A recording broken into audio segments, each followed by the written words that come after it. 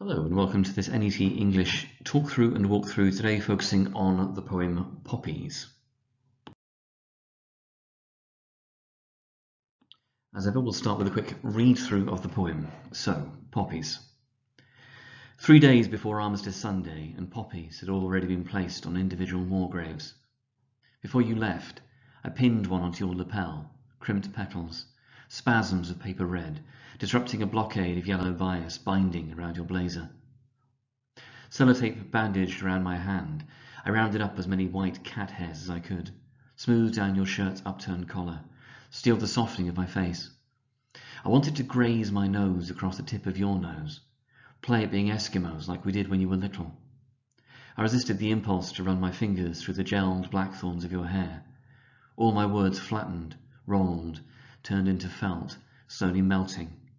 I was brave, as I walked with you to the front door, threw it open, the world overflowing like a treasure chest. A split second, and you were away, intoxicated. After you'd gone, I went into your bedroom, released a songbird from its cage. Later, a single dove flew from the pear tree, and this is where it has led me, skirting the churchyard walls, my stomach busy making tucks, darts, pleats, hatless, without a winter coat or reinforcements of scarf, gloves. On reaching the top of the hill, I traced the inscriptions on the war memorial, leaned against it like a wishbone. The dove pulled freely against the sky, an ornamental stitch. I listened, hoping to hear your playground voice catching on the wind.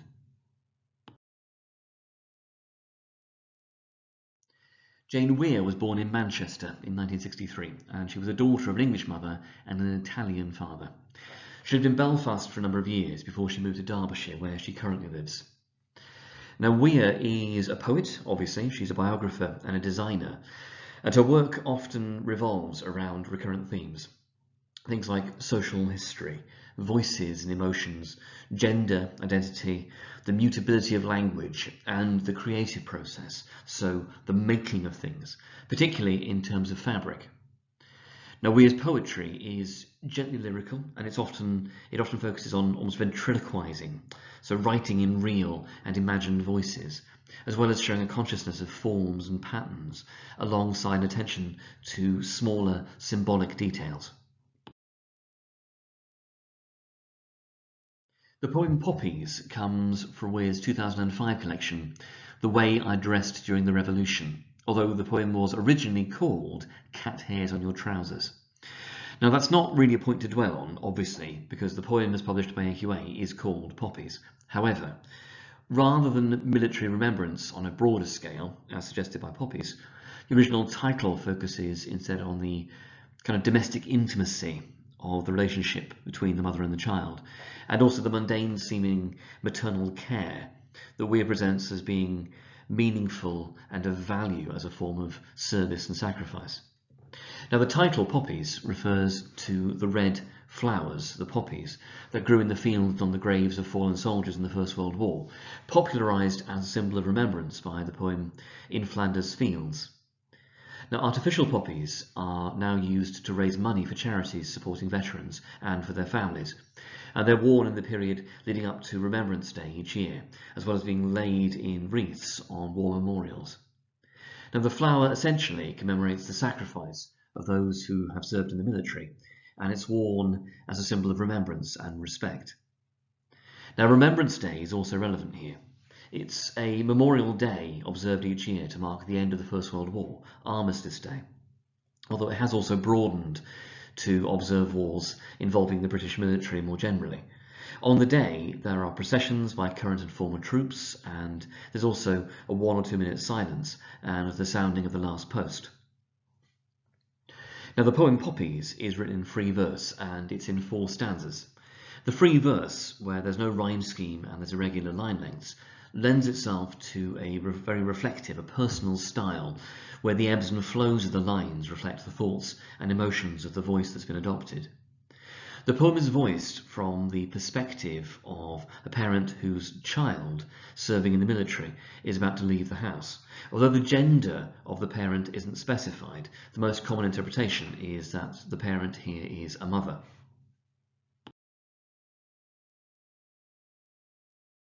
The poem begins 3 days before Armistice Sunday, with poppies that had already been placed on individual war graves.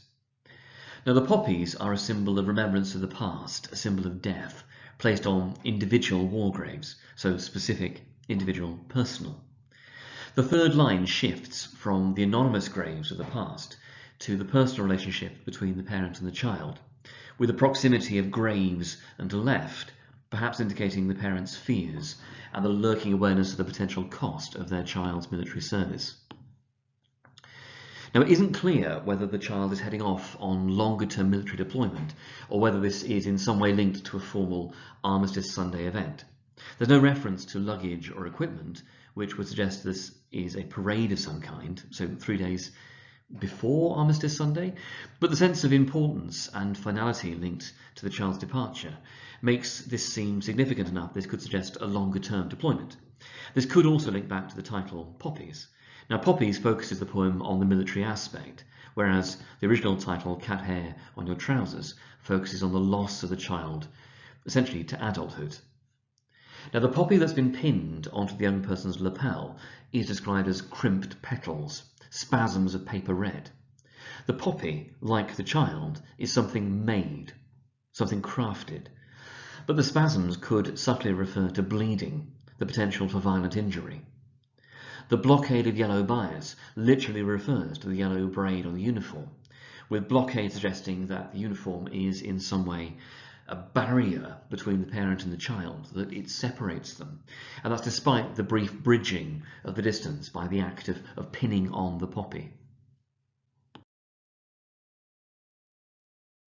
The second stanza opens with the parent using sellotape to scrape off, rounded up, the white cat hairs, so ridding the uniform of mess, but also of the visual signs of home.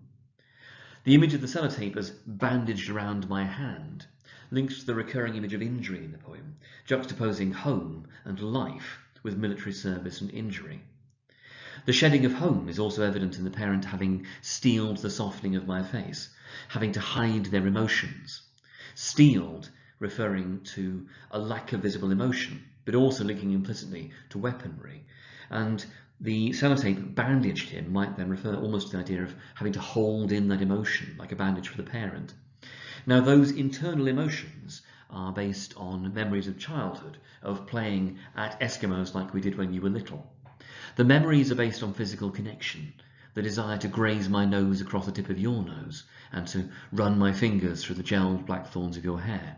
However, the only contact now that respects the adult relationship and the proud personal boundaries of the child seems to be the act of pinning the poppy, or of rounding up the cat hairs.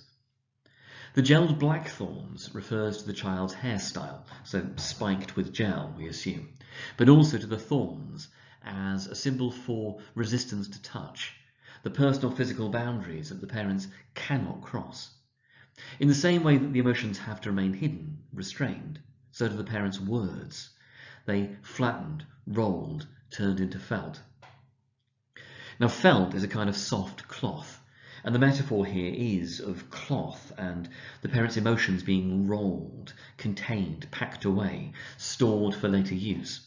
Felt, however, is also acting as the past tense of feel, in the sense of the parent being forced to place their emotions in the past. Melting refers to the way that synthetic felt can be used in artwork.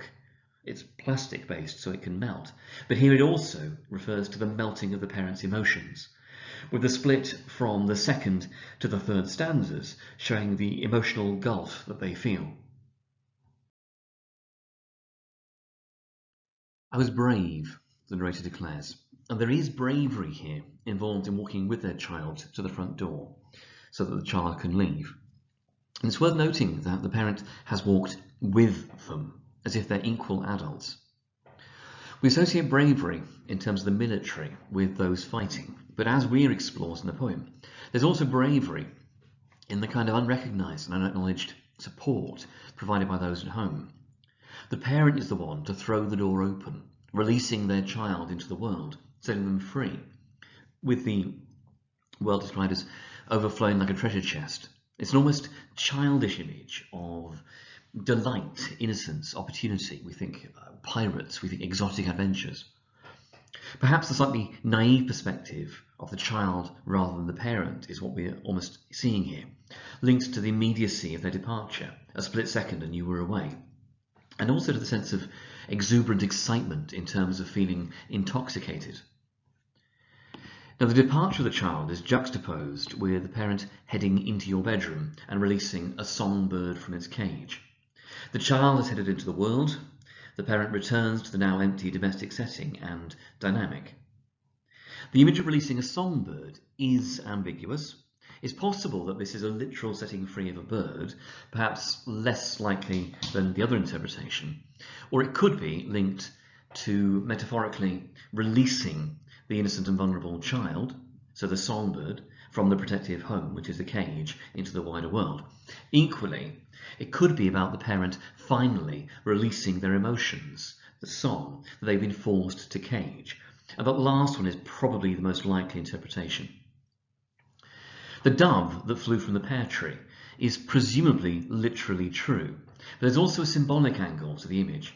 A dove is an accepted image of beauty, of loyalty, of peace, though it's noticeable that it's a single dove. Perhaps it's a reference to the lonely parent, or to the fleeting or fragile wish of the parent for peace. It's appropriate in this sense, I think, that it leads the parent to skirting the churchyard walls. Now, skirt links us back once again to the image of clothwork, with a sense of making and repairing clothes. And we see this throughout the poem, from the bias, the blazer, through the bandage and the collar, the felt. Traditionally, stereotypically, the making and mending of clothes, as with the childcare and raising of children, would be seen as the female role in the home. That's not to defend it, that's simply, a historical trend. And that links us back to the general interpretation that the poem is from the perspective of a mother. Skirting here, though, refers not to the wearing of a skirt, which is an association rather than the key meaning, but to walking around the walls rather than walking in the churchyard itself. The clothwork image is also continued in the description of her emotional state, with her stomach busy making tucks, darts, pleats. Now these are where cloth is folded and sewn in some way, suggesting that her stomach, and therefore metaphorically her feelings, is in knots, and she is without a winter coat or reinforcements of scarf, gloves. Cloth and clothing, so making, crafting, nurture, juxtaposed with the churchyard as a place of death, loss and disconnection. Now the coat, scarf and gloves are described as reinforcements, and it's the sense here also that she is alone, she has no protection, no defence. In the military there is support, troops function collectively, as a unit, as a network of some kind. As a parent, she's alone. There's also the irony that this is what a parent would ensure their child had on leaving the house: their coat, their scarf, their gloves, parental care, protectiveness. The parent here, instead, is exposed to the elements. Their focus has been entirely on their child, and, metaphorically, there is no protection for them.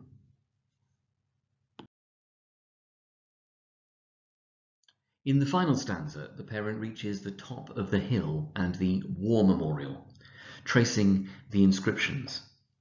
There's a common interpretation that somehow in all of this, the child has been killed while on active duty, with the dove perhaps seen then as an image of the child's soul, and winter seen as a time of death. But the more logical interpretation is that the parent is having to be aware of, to prepare for the possibility of their child being injured or dying. This makes sense in terms of the churchyard. It's a connection with the parents of the past, those who have faced the same situation with the worst possible outcome. It also makes sense with the parent having traced the inscriptions on the war memorial. The inscriptions are not of their own child, inscriptions plural, but the tactile link to the parents, the makers and the carers of the past, gives them, in a sense, reinforcements, or at least connections emotionally and socially.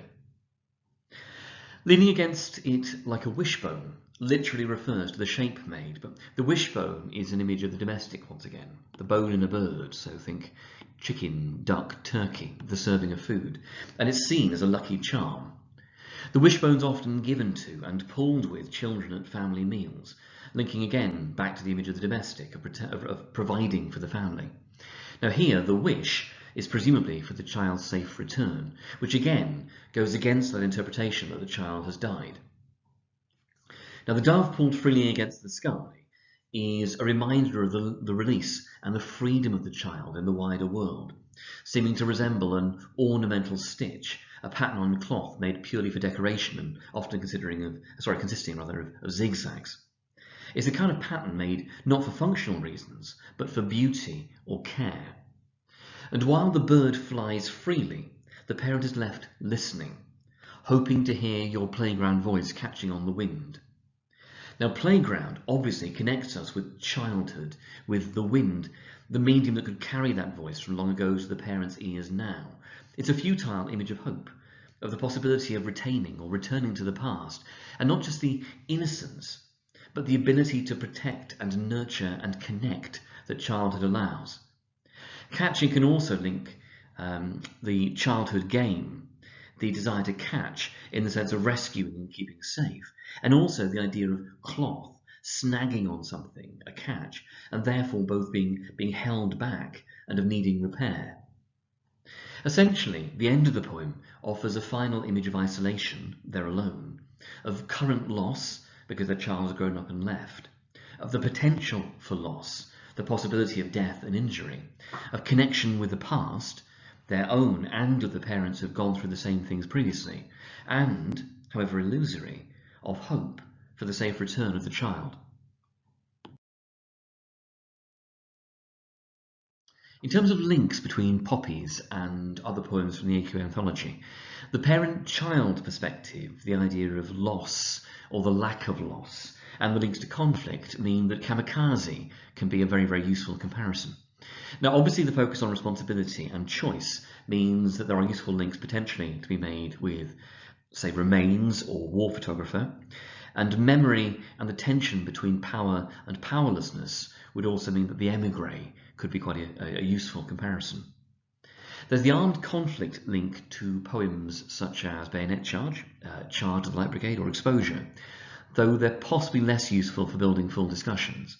And the same applies to the idea of the construction or crafting of things, which we do see in My Lost Duchess, Ozymandias, or Tissue.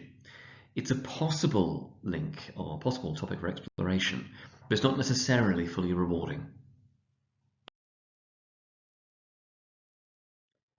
Thank you, as ever, for listening.